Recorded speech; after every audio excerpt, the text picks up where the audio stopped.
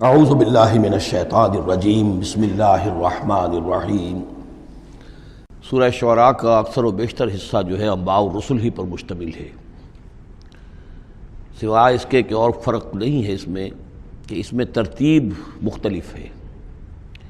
اس میں سب سے پہلے حضرت موسیٰ کا ذکر ہے اور قدر تفصیلاً ہے،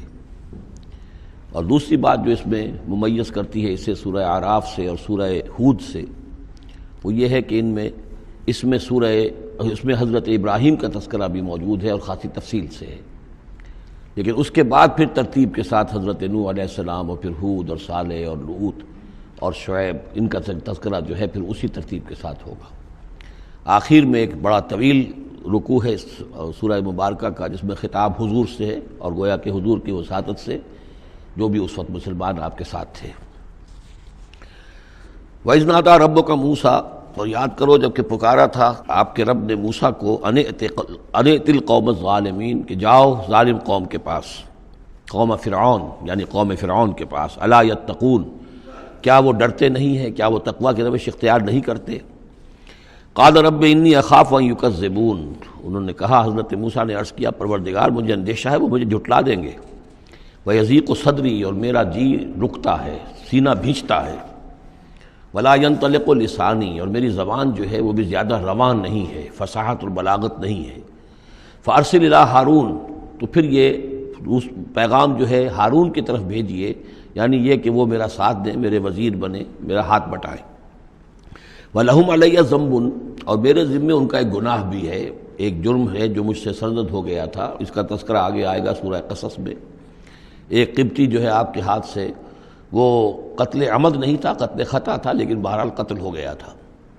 تو لہم علیہ ذنب فاخاف ان یقتلون، میرے ذمے تو ان کا ایک جرم بھی ہے، ایک گناہ بھی ہے، تو مجھے تو اندیشہ ہے کہ وہ فوراً اسی جرم کی پاداش میں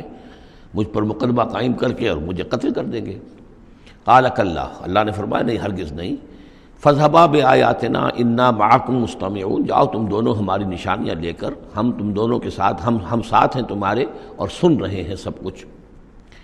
فاتیا فرعون، تو دونوں پہنچو فرعون کے پاس، فقولا، اور کہو دونوں، انا رسول رب العالمین، ہم دونوں رسول ہیں تمام جہانوں کے پروردگار کی جانب سے، ان ارسل معنا بنی اسرائیل، کہ بھیج دو ہمارے ساتھ بنی اسرائیل کو، اب انہیں جانے دو، انہیں ستاؤ نہیں۔ قال الم نربک فینا ولیدا، اب وہی جو قرآن کا اسلوب ہے کہ درمیانی چیزیں چھوڑ دیں،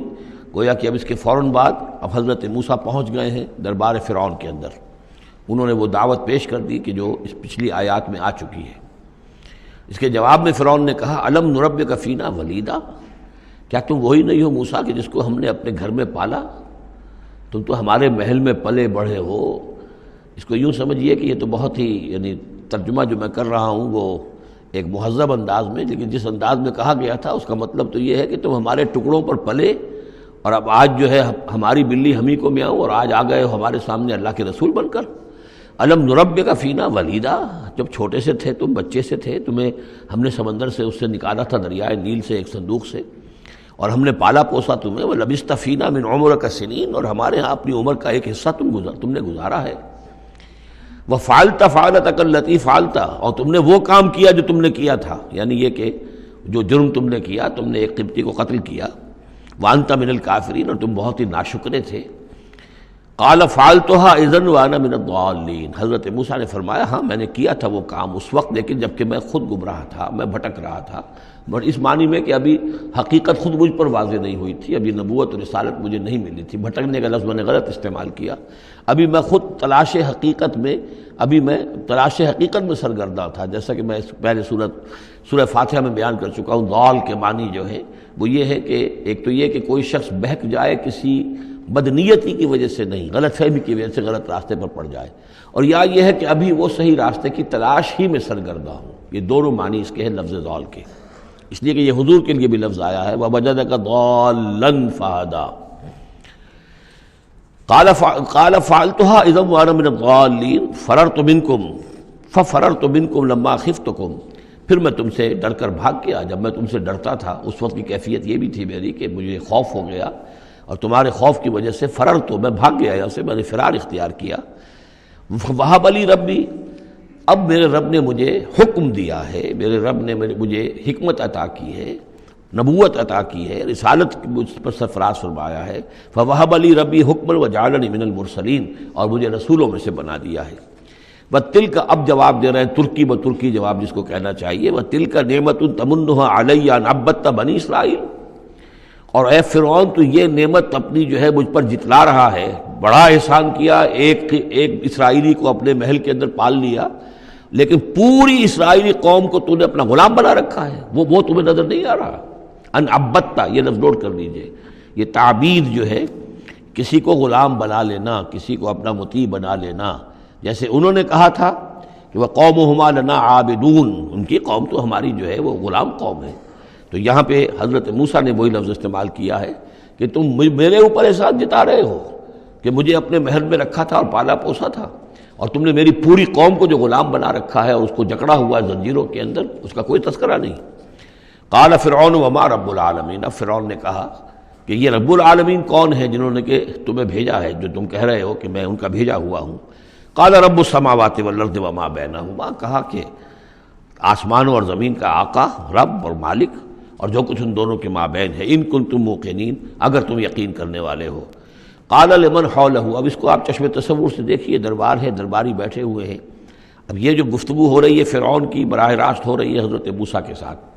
اس مکالمے کو سننے والے سارے درباری بھی ہیں، وہ بھی سن رہے ہیں کہ کیا گفتگو ہو رہی ہے۔ قال لمن حولہ الا تستمعون، اب وہ کھسیانہ سا ہو کر اپنے وہ درباریوں سے کہتا ہے جو ارد گرد بیٹھے ہوئے تھے، سن رہے ہیں آپ یہ کیا فرما رہے ہیں حضرت موسیٰ، یہ کیا کہہ رہے ہیں، سنا آپ نے؟ قال ربکم ورب آبائکم الاولین، حضرت موسیٰ اس کا کوئی احساس کیے بغیر اور اس سے کوئی اثر لیے بغیر اپنی گفتگو جاری رکھتے ہیں، وہ تمہارا بھی رب ہے اور تمہارے جو پہلے آباء و اجداد گزر چکے ان کا بھی رب ہے۔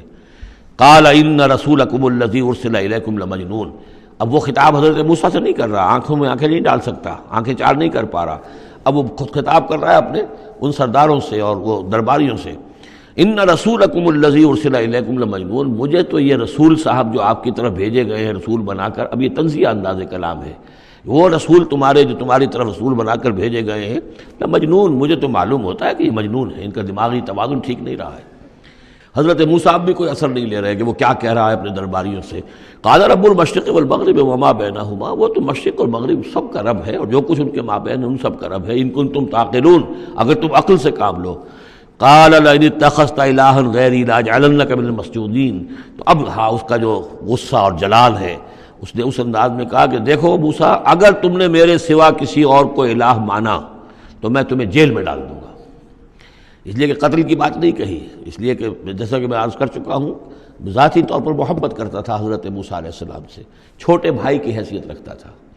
ساتھ ہی پلے بڑھے تھے محل کے اندر، لہذا وہ ذاتی محبت تھی، تو کہا مسجونین، میں تمہیں جیل میں ڈال دوں گا۔ قال اولو جئتک بشیء مبین، حضرت موسیٰ نے فرمایا خواہ میں تمہارے پاس کوئی کھلی نشانی لے کر آیا ہوں۔ قال فات بہ ان کنت من الصادقین، کہا کہ اچھا اگر ہے تم سچے ہو، کوئی خاص نشانی لے کر آئے ہو تو لاؤ پیش کرو۔ فالقى عصاہ، تو انہوں نے اپنا عصا ڈال دیا، فاذا ہی ثعبان مبین، تو اچانک وہ ایک اژدہا بن گیا۔ کہیں لفظ ثعبان آیا ہے وہ ذرا بڑے سانپ کو اور موٹے سانپ کو اژدہا کی شکل میں، اور کہیں آیا حیہ، سانپ، عام جو سانپ ہوتے ہیں۔ وَنَزَعَ يَدَهُ فَإِذَا هِيَ بَيْضَاءُ لِلنَّاظِرِينَ، انہوں نے اپنا ہاتھ جو ہے اپنے گریبان سے کھینچا تو دیکھا کہ وہ تو سفید ہے، دیکھنے والوں کو نظر آ رہا ہے۔ قَالَ لِلْمَلَإِ حَوْلَهُ، اب پھر اس نے کہا اپنے انہی سرداروں سے، درباریوں سے جو اس کے ارد گرد تھے، إِنَّ هَذَا لَسَاحِرٌ عَلِيمٌ، یہ تو واقعتاً یہ تو جادو وادو تو خوب سیکھ کر آئے ہیں یہ موسیٰ کا، جہاں سے بھی آئے ہیں، جہاں رہے ہیں اتنے عرصے،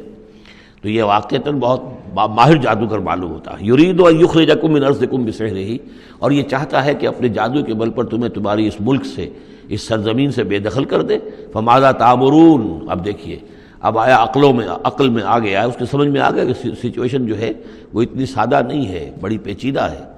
فماذا تأمرون، تو اب آپ لوگ کیا مشورہ دیتے ہیں، کیا کرنا چاہیے؟ دیکھیے یہاں لفظ امر جو آیا ہے یہ مشورے کے معنی میں، تو امر حکم کے معنی میں بھی ہوتا ہے، مشورہ